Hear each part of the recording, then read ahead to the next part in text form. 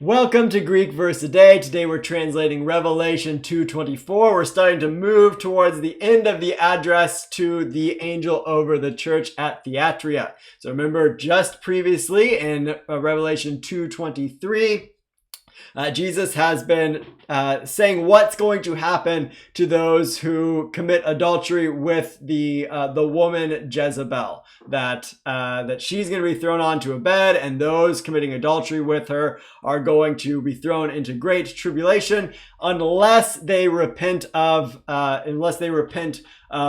their actions. And then so we sort of get a shift here to something different, a little bit away from the rebuke that was happening previously. So we'll do a slow reading, we'll do a faster reading, give you a chance to translate on your own, and then I'll jump in with my translation. We have humen de lego tois loipois tois in thuaterois hasoi uk ekusen tain didakein tautain hutenes uk egnosan ta bathea tu satana hos legusen balo f humas ala baros. Once more, a little bit faster. Humen de lego tois loipois tois in thuaterois hasoi uk ekusen tain didakein tautain hoitenes uk egnosan ta bathea tu satana hos legusen balo f humas ala baros. So go ahead and pause at this point and see, referring back to your Reader's Edition, where you're going to get some parsing and vocabulary help, what you can make of this verse.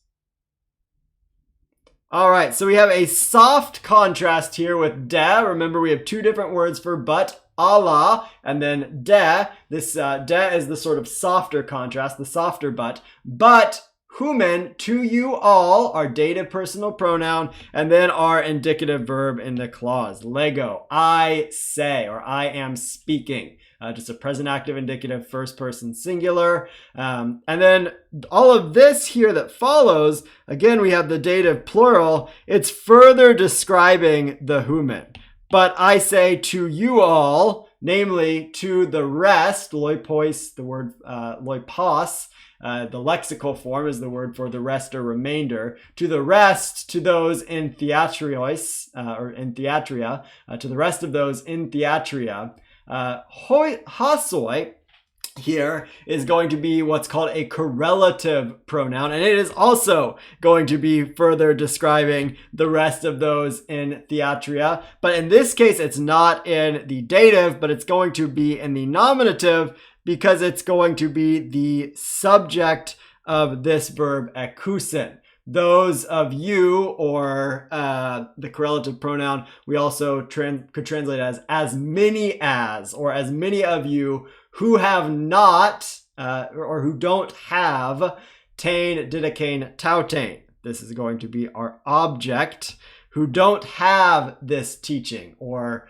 if we wanted to smooth it out a little bit more, who don't hold to this teaching, namely the teaching of Jezebel that was addressed previously, or in the previous context. And then following it, we have hoitenes, which is an indefinite relative pronoun, which we often translate as something like whosoever. So this one is also in the nominative, in this case, a nominative plural.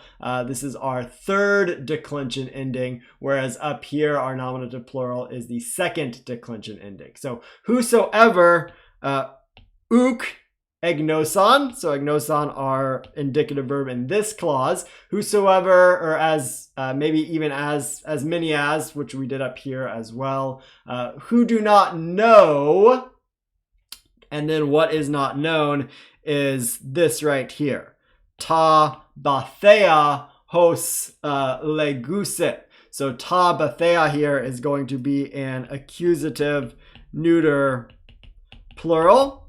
We get that information very clearly from our ta right there. It's technically an adjective, a substantival adjective that's being used as a noun. So it means the deep things or the depths of Satan. So those who don't know the depths of Satan. And then we get this sort of aside here with hos legusin. And this is really, you might have had some trouble with this one because it's sort of colloquial. It's literally as they say, it's sort of like the so-called deep things of Satan. So it's sort of parenthetical saying, some people call these things the deep things of Satan.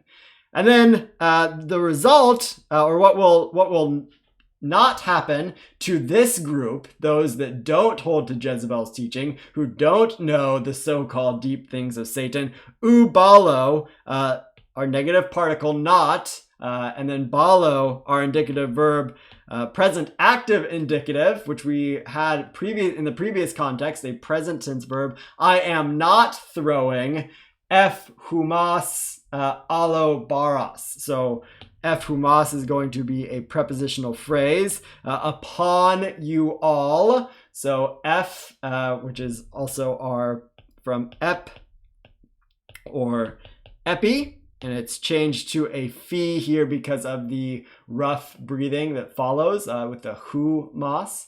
F humas upon you. And then what is not thrown, the object, is ala baros. So here this is a neuter accusative singular object. So baros sort of looks like a second declension nominative, but this is sort of just not totally odd, but a form you might not be familiar with of the neuter accusative, and the nominative would actually look like this as well. Because remember, in the neuter, the nominative and the accusative look identical to one another. So this last clause again, I am not throwing upon you another weight or another burden. So this is the word for weight or burden, and you get a note for that in the Reader's Edition.